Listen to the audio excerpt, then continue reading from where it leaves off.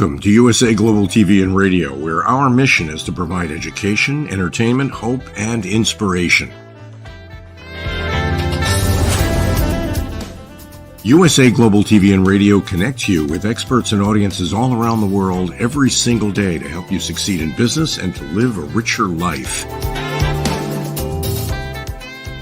Visit us at usaglobaltv.com to learn about career and life-changing training and mentoring programs like the Listening Mentor.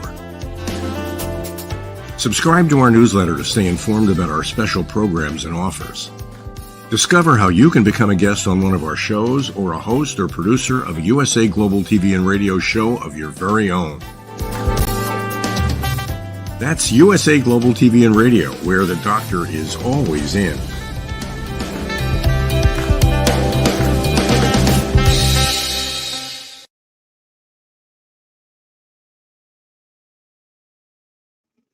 Howdy, y'all. This is Red O'Loughlin. We're on the Corner Bookstore on the USA Global TV and Radio Network, and I think I have the wrong background for this show, so I'll fix that here shortly. Regardless, today I'm honored with a friend. I've interviewed him several times in the past, Doug Lawrence. He's an international speaker and author, 25-year veteran of the Royal Canadian Mounted Police. Right now, he helps others transition through PTSD, military transition into civilian life. So let me go ahead and welcome Doug Lawrence. Please join us. Hey, hello. It's been a long time since we've had the opportunity to chat. It has been. And why don't we start with the Royal Canadian Mounted Police? 25 years. How did you get into that program?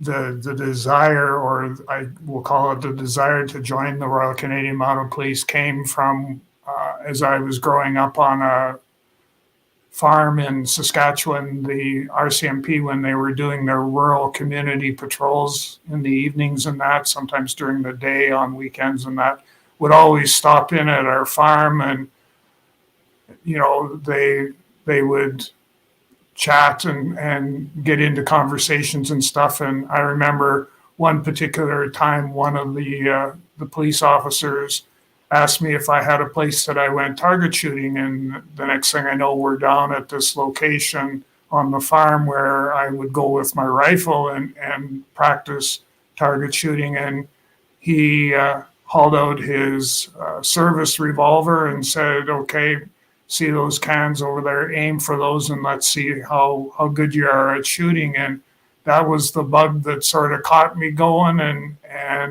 I continued, went through and graduated from high school, and then within a year, maybe 2 years most, I ended up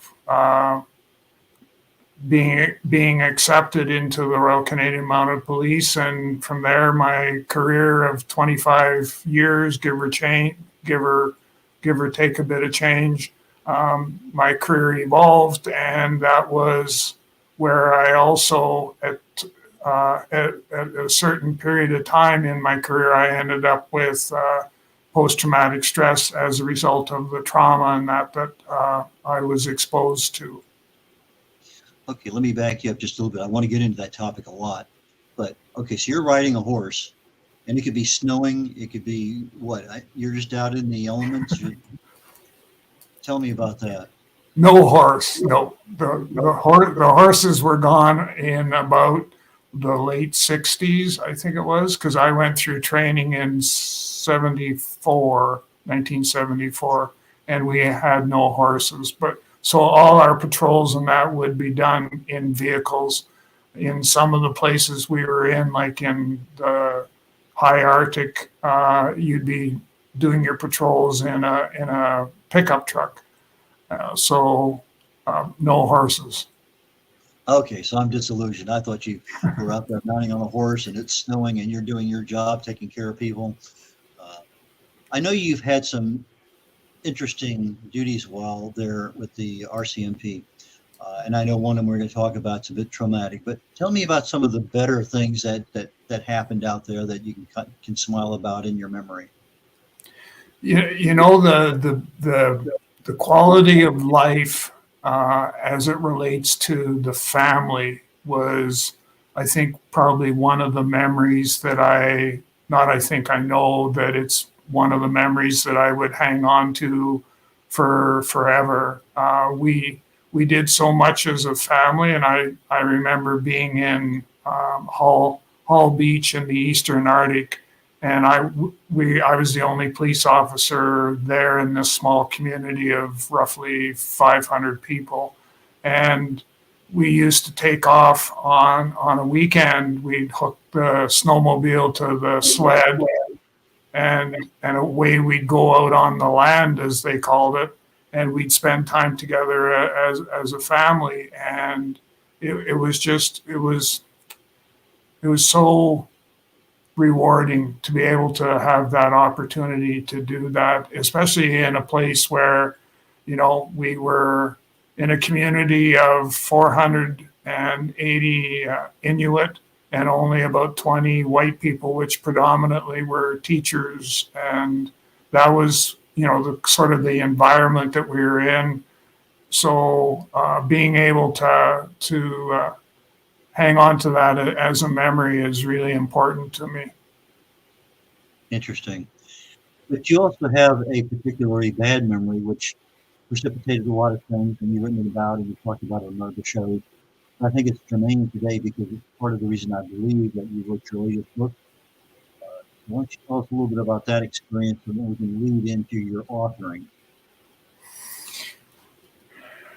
So I was stationed in a place in northern British Columbia, and we were putting together a men's hockey team. We had this young 16-year-old boy that had skated with us as we were getting a team organized. We were going to go down the highway 60 or 80 kilometers, and we were going to play the neighboring community and that. And so anyhow, long story short, the young lad made the men's hockey team, and he was quite proud, and as were the rest of us, because of his effort that he put in. And, he was very, very focused on what it is that he wanted to be able to do. And so as a result of that, he went home to tell his parents that, the good news about him making the hockey team. And he gets home, and of course they've been drinking for quite a period of time, and talking to their son about his accomplishments was not even on their radar screen. And as a result of that, he went into the bedroom in the house and found a rifle and took his own life. And I, being one of two police officers and sort of low man on the totem pole, we'll call it, I ended up having to investigate his sudden death.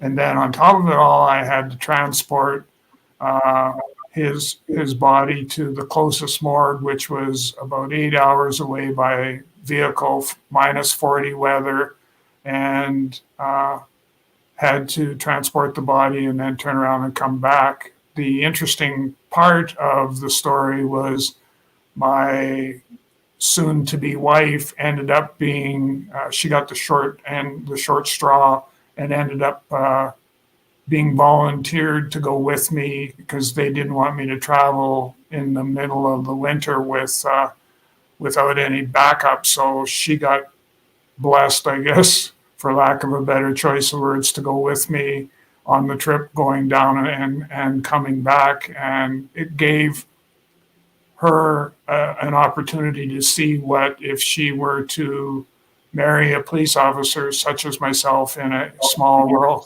community, that this is what you would expect was going to happen, and that you may get volunteered for active duty at some particular time point. At what point in your 25-year career did this event happen?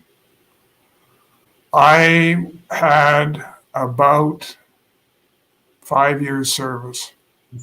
Oh, wow. So that was very early. Yeah. Okay. So your fiance did marry you after that event? Yeah, surprisingly enough, she did. Yes, we ended up getting engaged probably in the winter time, maybe a bit before that. But we ended up getting engaged, and we got married the following year. So yeah, it was. And it was interesting how I came to get connected with her. Was her aunt and uncle lived in this community, and I had become good friends with them, and I ended up over one night over at their place having dinner and a few drinks and stuff, and they had a family photo album, and they had it setting out, and I said, "Do you mind if I take a look?" And they said, "Sure, go ahead." So I'm flipping through, and there was a picture of Deborah, and I went, "Who's this?" And they said, "That's our niece." And I went, "Get her up here." And so shortly after that, she ended up coming up, and from there, what would be the fairy godmother type story took over from a lot of other things, and we had a tumultuous early relationship that we kind of came around to realize that we were soulmates for each other, and that was where things went. And I should probably mention, I always referred to Deborah as my photo album bride. Let me start off here. We're in the corner bookstore. So you wrote a book a while back called The Gift of Mentoring, and it's available on Amazon.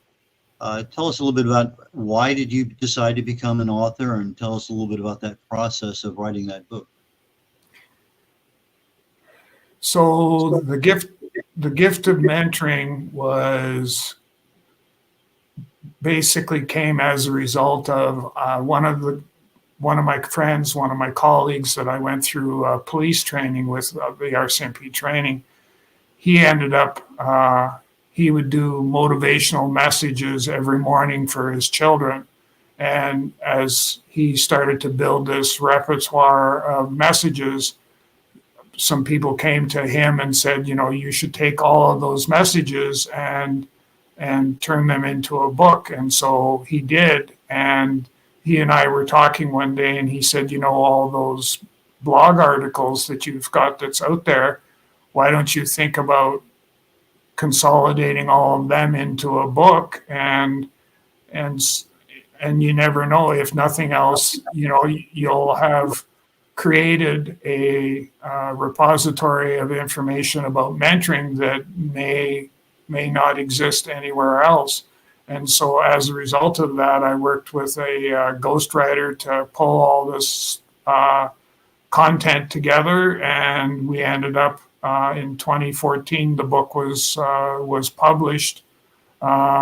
We self-published it, and I did it with the intent, and this is important to me, I did it with the intent that I wasn't going to make any money. I wanted to get the message out there about how important the gift of mentoring actually was, and that I felt that even if only one person bought the book, that's one more than what was there before. And if it helped people understand mentoring and how it can benefit the person and the organization, then it was a success.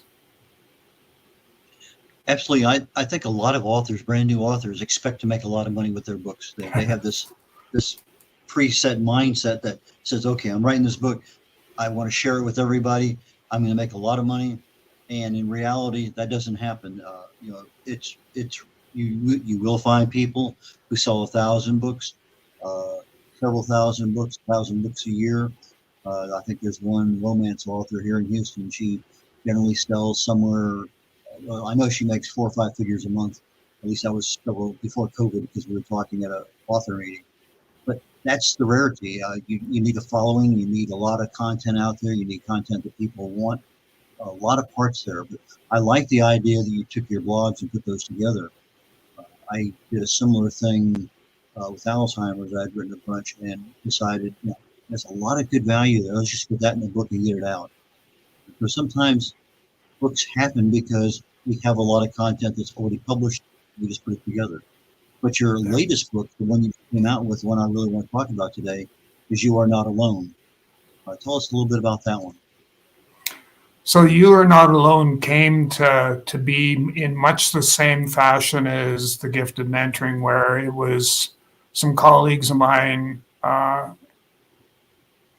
were making trips back and forth to the hospital and were very much plugged into what I was doing in the mentoring space. And it was they that suggested you need to write a book about mentoring and mental health and all of that stuff. And a little bit later on in my story, I ended up incorporating or bringing grief into the picture as well. But for the most part, the book and how it got started or got the traction that it did was primarily because of the suggestion of my colleagues who said, you need to write a book. And so I started to do some research and the book evolved from that. It became a Amazon #1 bestseller and a bronze medal of the Global Book Awards.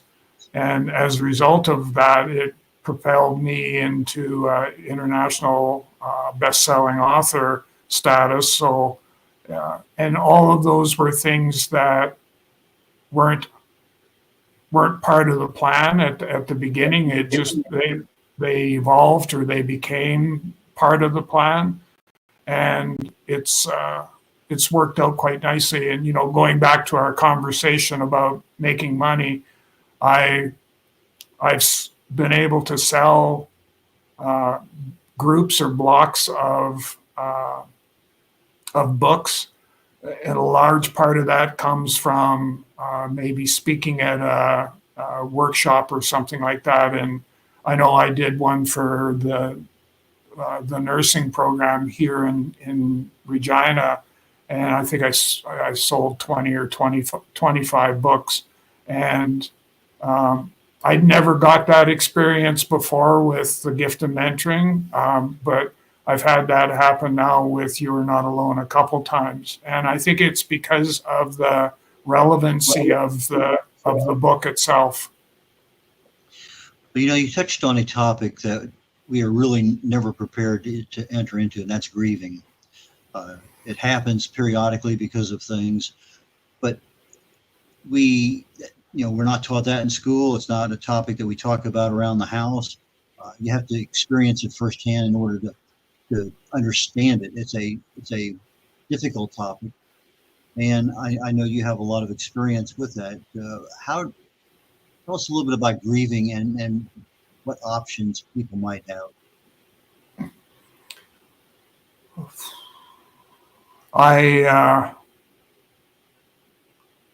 So I lost my wife, Deborah, in February of 2021, and I had experienced grief when my mom passed away in 2014, I think it was, thereabouts. And so I was exposed to grief, and I was able to, or seemed to be able to, navigate through it with a little bit of preparation on my part for dealing with different situations that would come up. But I had no idea what it was going to be like to lose my partner for life to cancer. I had no idea the impact that was going to have. I've experienced, a number of different things. Not being able to go to a family event where there was large groups of people because it was too overwhelming. Not being able to go to the grocery store because there was, too many people to have to navigate and deal with. And then, the aspect of weekends. Weekends are the time when you experience the most loneliness. And it got to a point where I hated weekends because that meant that was probably 2 days I was by myself, and I didn't know what to do or how to go about dealing with some of that. So there was always those things that you were dealing with. And what I've ended up not having to do, but what's evolved for me is that I have become very active in bereavement, grief support for other people, so that we can help them navigate through and make it part of their healing journey.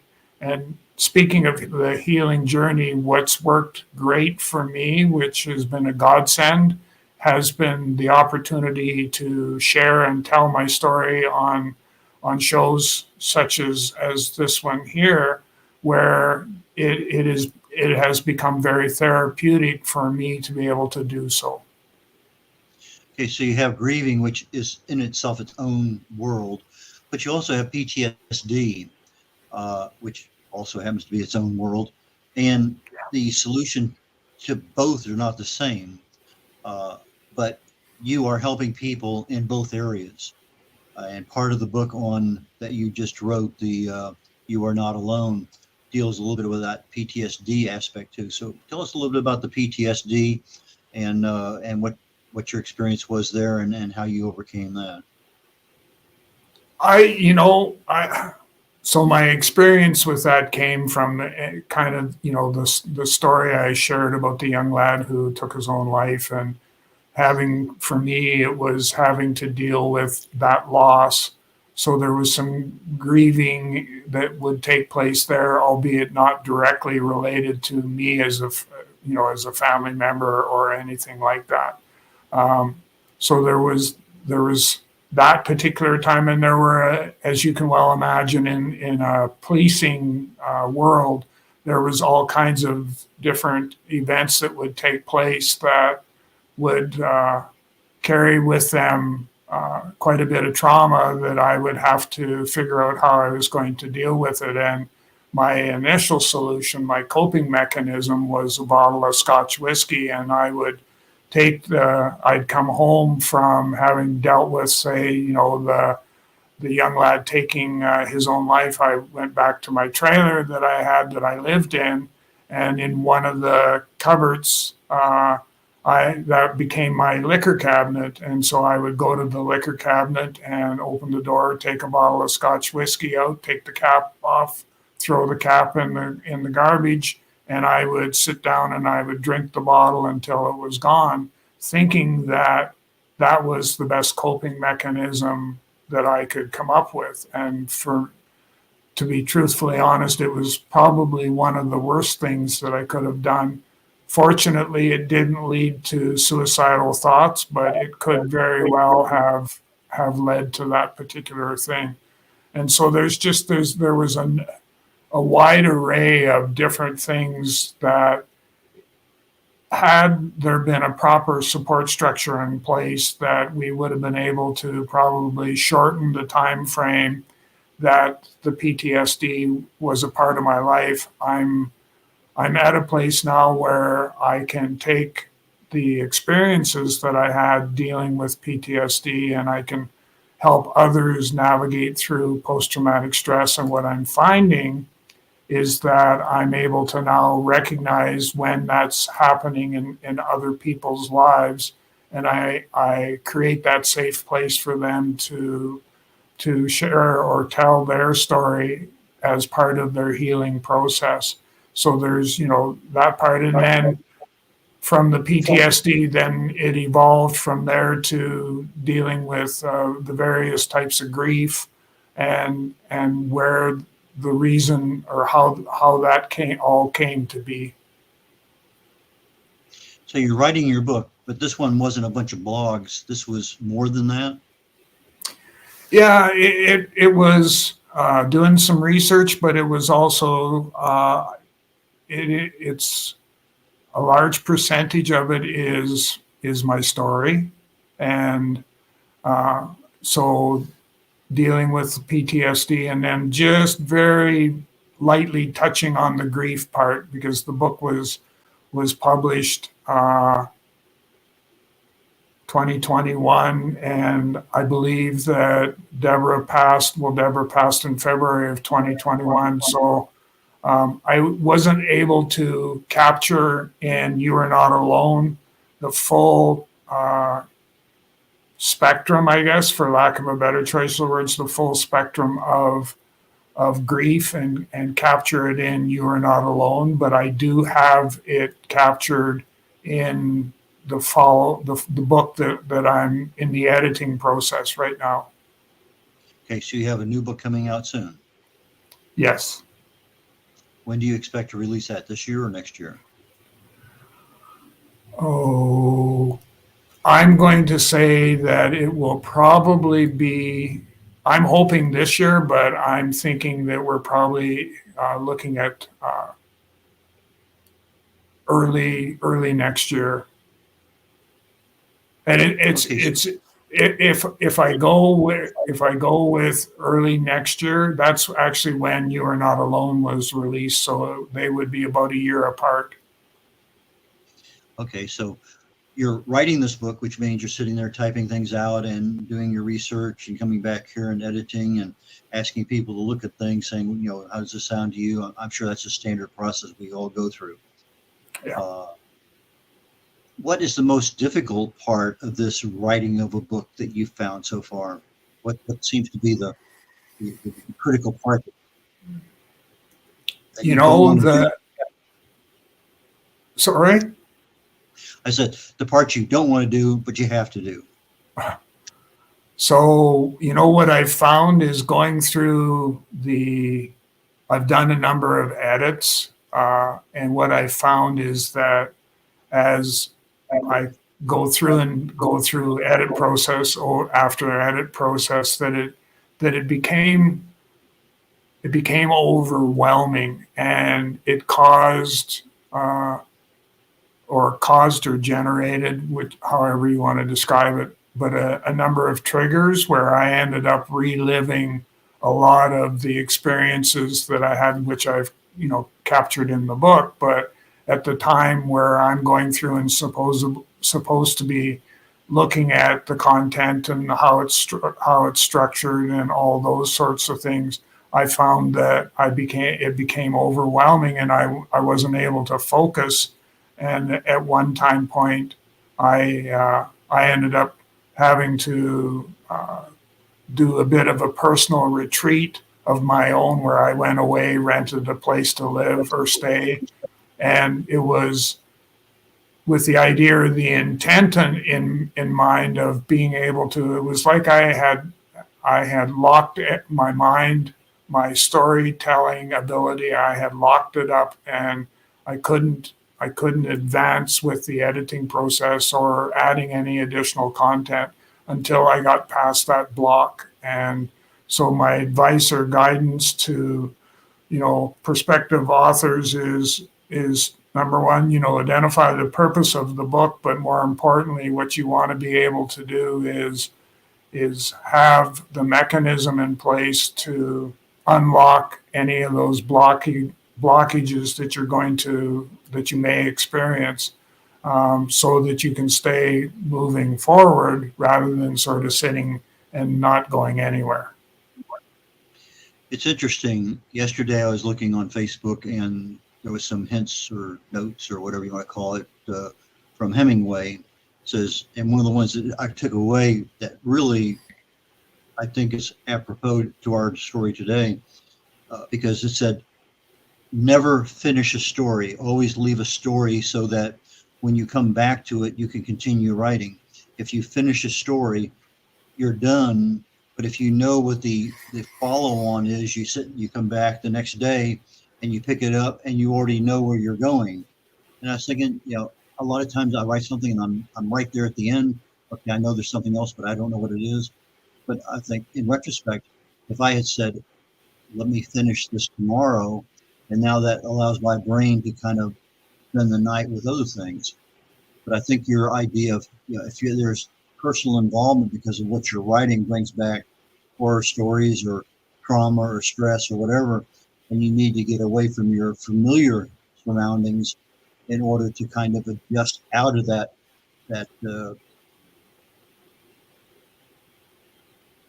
environment that you're in, that might be a very wise thing to do.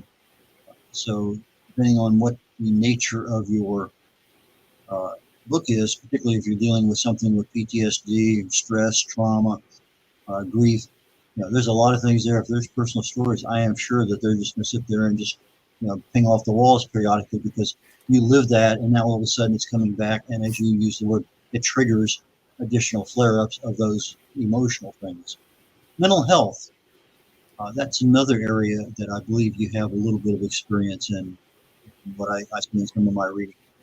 Tell us a little bit about how you get involved with that.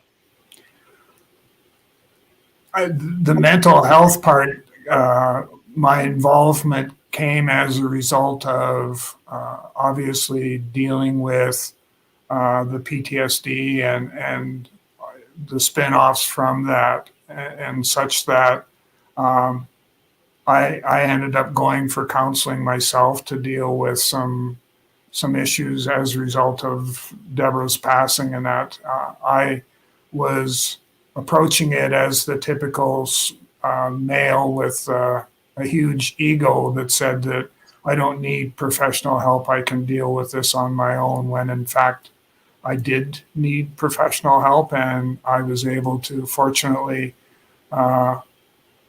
end up finding and working with an absolutely brilliant lady who helped me get out of that funk of the mental health space, where I was going to try and fix it myself, and I needed her assistance to be able to do that. I today am involved in a number of different programs. I'm involved in a bereavement grief type program where, we sometimes deal with people who are struggling with mental health. I'm also doing some work, and one of the messages I got from a client this morning was very much mental health related, in that this individual shared her story, which was very much, very heavily leaning towards struggling with her healing journey and all of those sorts of things that I'm immersed in that. So I'm working with a number of people, probably 14 or 15 that I can think of, that I'm working with them to help them navigate, or more importantly, to be able to continue on their healing journey. I do that by creating a safe place for them to talk about what it is that they're dealing with. And I found that if we're able to help individuals talk their way through what it is they're experiencing, that sometimes can be the help or the assistance that they need. I think you also help military transition back into civilian life. Is that true? Yes, with American corporate partners in the United States, I mentor individuals who are transitioning from military life to civilian life, and a lot of them will sometimes have PTSD that they're dealing, that was what they ended up coming back home from being deployed. They came back home with PTSD hanging over their head and having to deal with that.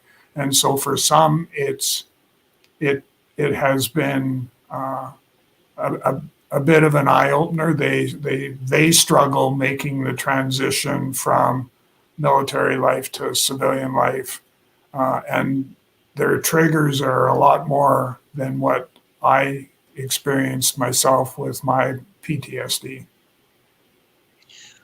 Yeah, I've had a few people lecture on that, what they've gone through, and it's the triggers that you mentioned are not things that you necessarily expect, but some are expected, but some are not. But anyway, we're getting here toward the end of the show. Is there anything that that you wanted to get out that I didn't ask you today? The only thing is that for our listening audience today is that don't be afraid to ask for help. Don't be afraid to reach out and say, I need help. I know that I didn't, and it took a lot longer for me to begin the healing journey than what it should have. And so, find somebody who is a good listener and who isn't there to pass judgment. And so I'm kind of weaving us towards the mentoring solution, but find yourself a good mentor who is going to listen and hear and be confidential and create that safe place and all of those things, rather than you trying to hang on to that and figure you're going to deal with it on your own. Because to be honest, having been there, we can't always do it justice. I believe you're absolutely correct, because sometimes there are things we cannot do ourselves. So Yeah. anyway, you have a couple books. You have The Gift of Mentoring and You Are Not Alone. How do people find them? So they're both available on Amazon.com and Amazon.ca.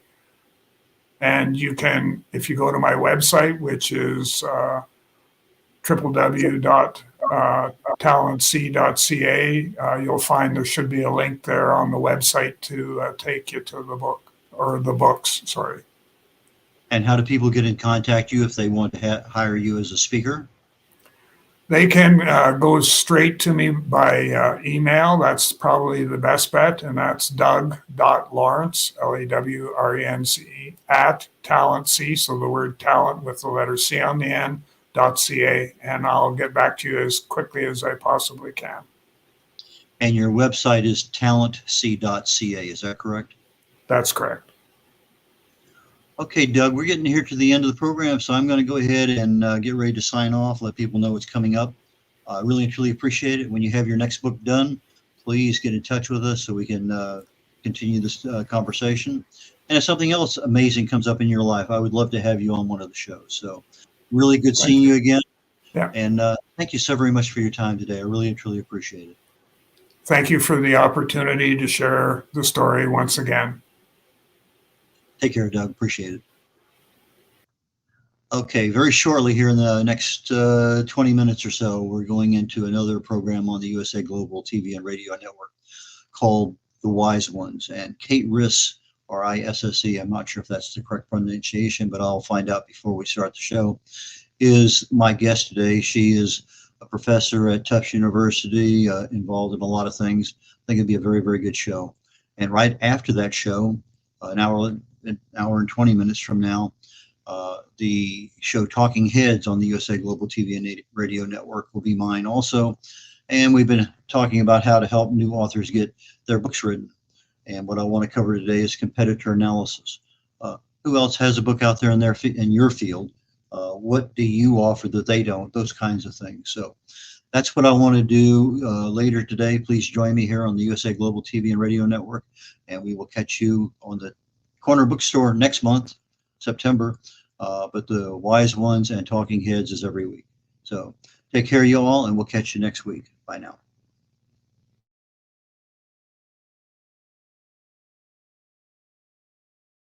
This program is brought to you in part by the British School of Excellence and founder, Mr. Philip Sykes. Building confidence, changing lives. Do you share our view that etiquette is a set of modern life skills that are essential for personal and professional success? Join us as an etiquette coach and change people's lives through the power of etiquette and manners.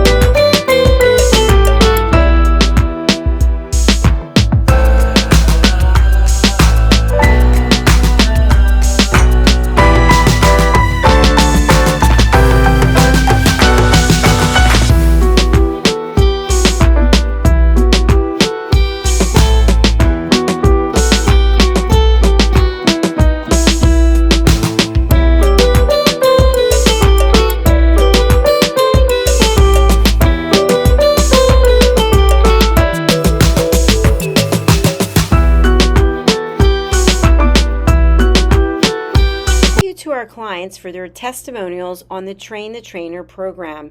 Our exponential and global growth is so significant that we've evolved from the British School of Etiquette to the British School of Excellence, where we're investors in people. Let us invest in you and your career. Contact us to become an etiquette coach. Go to thebritishschoolofexcellence.com. Start your career and elevate your success today.